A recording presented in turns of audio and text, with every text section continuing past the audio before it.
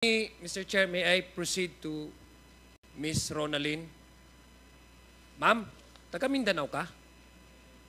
Yes po, Mr. Bisaya, Chair. Bisaya? Opo. Ay, may ngapon.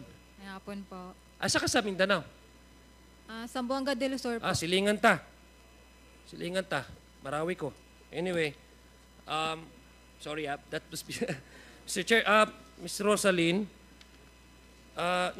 nirepresent mo ho ba ang Whirlwind Company? Kasama ho ba kayo sa nagpurma nung sa ejectment case na sinabi ko kanina?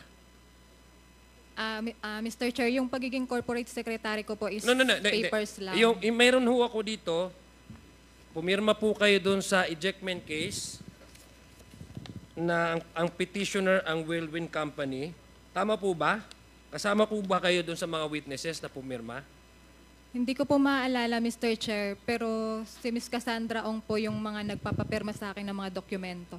So lahat ng pinipirmahan mo, hindi mo maalala at binibigay lang sa'yo, pinipirmahan mo? Yes po, Mr. Chair. Okay.